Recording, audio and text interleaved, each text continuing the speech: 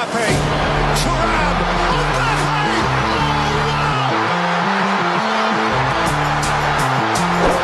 He is an awesome force of nature. He's not giving up on it yet. Özil! That is brilliant. Mesut Özil. የአሲስቱን ንጉስ የክለብ ህይወት በክፍል 2 እንሆ። የአሲስቱ ንጉስ እየተባለ በቅጽል ስሙ የሚጠራው ጀርመናዊ ኢንተርናሽናል አማካይ ሜሱት ኦዚል የዘር ግንዱ የሚመዘዘው ከወደ ቱርክ ሲሆን የእግር ኳስ ህይወቱን የጀመረው ባደገበት ከተማ ለጌንሰርክሪች በርካታ ክለቦች በመጫወት ነው። ከዛም ኖቱሲሰን ለሚባል ክለብ በጉልበትና ጊዜው ለ5 ዓመታት ያክል በመጫወት አሳልፏል።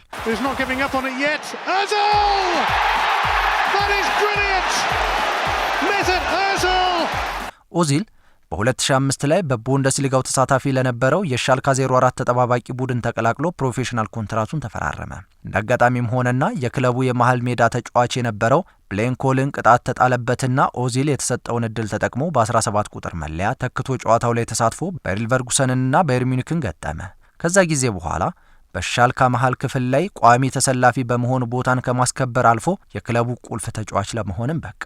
የብቃቱ ማደግና ፈላጊ ክለቦች መብዛትን ተከትሎ ክለቡ ለኦዚል ዓመታዊ 1.8 ሚሊዮን ዩሮ ደሞዝ ቢያቀርብለትም ተጫዋቹን ስላላስደሰተው ከሻልካ ጋር ከ2 ዓመት ቆይታ በኋላ ተለያየ። በ2008 ላይ በ5 ሚሊዮን ዩሮ ሂሳብ ሌላኛውን የጀርመን ቡድን ወርደር ብሬመንን ተቀላቀለ። ምንም እንኳን በመጀመሪያው በ2008-2009 የቡንደስሊጋው ሲዝን ላይ ክለቡ ብሬመን በደረጃ ሰንጠረዡ 10ኛ ደረጃ ላይ ሆኖ ቢያጠናቅቅም ሜሱት ኦዚል 3 ጎሎችን በማስቆጠርና 15 ጎል የሆኑ ኳሶችን በማቀበል በግሉ ጥሩ የውድድር ዓመትን አሳለፈ። አማካዩ ያለውን ድንቅ የኳስ ችሎታና አሲስት ብቃት ባሳየበት ዓመት ክለቡ ለጀርመኑ የዲኤፍቢ ፖካል ድል አበቃው። በዛው ዓመት ላይ ምንም እንኳን ብሬመን በሻክታር ዶኔትስክ ቢሸነፍም ቡድኑን ከአውሮፓ ቻምፒየንስ ሊግ ቀጥሎ ትልቅ ቦታ በሚሰጠው የዩሮፓ ሊግ ፍጻሜ ላይ እንዲደርስ አስተዋጽኦ የጎላ ነበር። በዛው ብሬመን ሳለ ያሳየው ድንቅ የጨዋታ አቀጣጣይነት ችሎታውና ለጎል የሆኑ ኳሶችን የማቀበል ችሎታውን ተከትሎ ሜሱት ኦዚል በቡንደስሊጋው ግማሽ ሲዝን ምርጡ ተጫዋች ሲባልም ተመረጠ። በ2010 የዓለም ዋንጫ ደግሞ የሜሱት ኦዚል ችሎታና ዝና ለዓለም ሕዝብ በቴሌቪዥን መስኮት እንዲታይም አደረገ። ተጫዋቾች ሳይቀሩ ዘረ ቱርካዊ አማካኝ የተለየ የእግር ኳስ ባለተሰጥኦ ባለቤት እንደሆነ በአደባባይ መሰከሩለት። ተጫዋቾችን ለመገምገም ወደ ስፍራ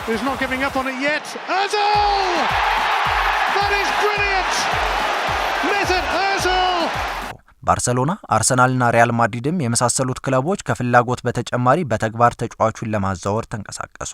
የማንቸስተር ዩናይትዱ እንግሊዛዊ ኢንተርናሽናል አጥቂ ወይን ሩኒ ሳይቀር ስለ ኦዚል እርጋታ የተሞላበት አጫወት የጥበብና መልአካዊ የኳስ ንክኪ ችሎታው በአደባባይ ከመናገር አልፎ የወቅቱ የክለቡ አሰልጣኝ የነበሩትን ሰር አሌክስ ፈርጉሰን ጀርመናዊውን ለክለቡ እንዲያስፈርሙለትም እስከ መጠየቅ ደረሰ። አወዛጋቢው የዝውውር ሂደትም ተጀመረ።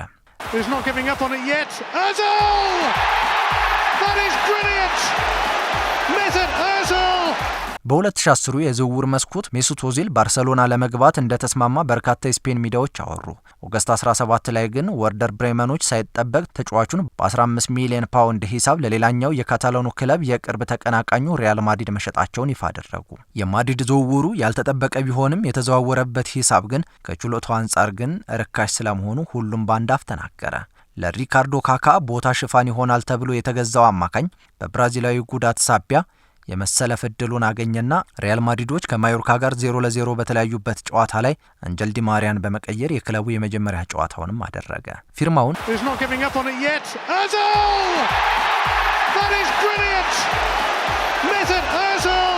አልቻልኩም ብሏል። በብሬመን መቆየት ብችልም ይህንን ጥያቄ የስ ብዬ መቀበል ነበረብኝ ሲል ትልቅ ክለብ እንደተቀላቀለም ተናገረ።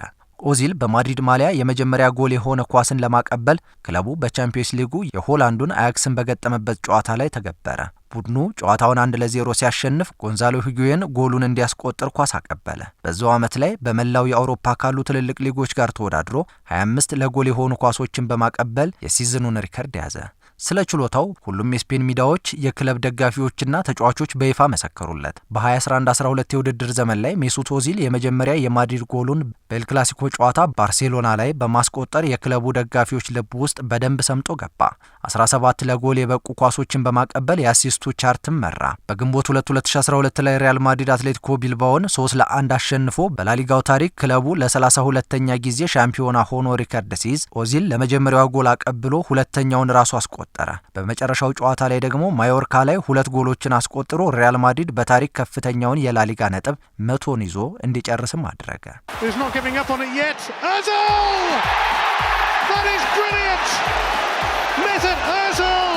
በዓለም ዋንጫና በክለብ ደረጃ ባሳያቸው ወጥ ምርጥ አቋሞች ሳቢያ በዩኤፋ ቤስት ፕሌየር ኢን ዩሮፕ አዋርድ ሽልማት ለመጨረሻ ዙር ከተያዙ እጩዎች ውስጥ አንዱ ሆነ። በወቅቱ ከነበሩት ከዋክብቶች ጋርም ከግማሽ በላዩን በመብለጥ ከዓለም ምርጥ 10ኛ ደረጃን ይዞም አጠናቀቀ። ማድሪዶች የቶትንሃሙን ሉካ ሞድሪችን አስፈረሙ። በክሩሻው ሳንቲያጎ በርናቦ መድረስ ምክንያት ኦዚል በማድሪድ ደስተኛ እንዳልሆነና ክለቡን እንደሚለቅ ወሬዎች መናፈስ ጀመሩ። ተጫዋቹ በክለቡ በመቆየት ቦታውን ተፎካክሮ ማስከበር እንደሚፈልግም በይፋ በመናገር ለዝውውር ወሬው ግብዓተ መሬቱን ፈጸመ። ነገር ግን በዝውውሩ መዝጊያ ላይ የመጨረሻ ቀን ላይ ጀርመናዊ አማካኝ የአርሰናል ዝውውር ሪከርድ ሂሳብ 50 ሚሊዮን ዩሮ ወይንም 42.5 ሚሊዮን ፓውንድ መድፈኞቹን ተቀላቀለ። የእንግሊዝ የዝውውር ሂሳቡም የጀርመን የምንጊዜም ውዱ ተጫዋች አደረገው። ፉትቦል ሊንክስ የተባለው የተጫዋቾቹን ዝውውር ውል በመመርመር ይፋ በማድረግ የሚታወቀው ድረገጽም የኦዚል ትክክለኛ የዝውውር ሂሳብ 50 ሚሊዮን ዩሮ ሳይሆን 44 ሚሊዮን ነው አለ። ቀሪው 6 ሚሊዮን ዩሮ አርሰናሎች በቀጣዩ 6 ዓመት የቻምፒየንስ ሊጉን ተሳትፎ ይዘው ከጨረሱ የሚከፈለው ስለመሆኑም በድረገጹ አስነበበ።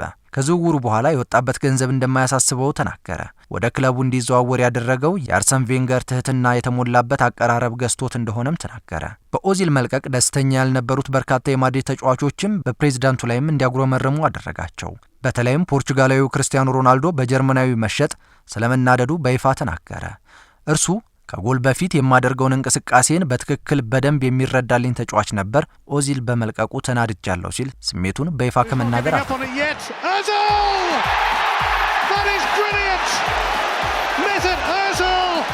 ፖለቲከኛው ኦዚል አፍቃሪ ፒኬኬ ፓርቲ እንደሆነ የሚነገርለት ኦዚል በጀርመናውያን በኩል ብዙም አይወደድም። ወደ ዘር ሐረጉ ቱርክ ያደላል ይባላል። ሜስት ኦዚል በይፋ ከእግር ኳስ ራሱን ካገለለ በኋላ ከረሲብ ጣይብ ኤርዶሃን ጋር ቁርኝቱን የበለጠ አጠበቀ። የቱርኩ ፕሬዝዳንት ረሲብ ጣይብ ኤርዶሃን ለኦዚል ኦዚልም ለእርሳቸው ቆዳና ስጋ ናቸው ይባልላቸዋል። አሁን ከሰሞኑ በተሰማ ዜና ኦዚል የቱርኩን ፒኬኬ ፓርቲ የማዕከላዊ ኮሚቴ አባልነትን ተቀላቅሏል። ምናልባትም እንደ ጆርጅ ዊሃ ማን ያውቃል፣ ከእግር ኳስ መልስ በፖለቲካ መነጽር በሜሱት ኦዚል ሊገለጥ ይችል ይሆናል። ይህ ሌጀንድ ስፖርት ነው። አብራችሁን ስለነበራችሁ እጅግ አድርገን እናመሰግናለን። ይህንን ቻናል ላይክ፣ ሼር፣ ሰብስክራይብ በማድረግ አዳዲስና ታሪካዊ ስፖርታዊ መረጃዎች ይድረሷችሁ። ቸር ቆዩልን።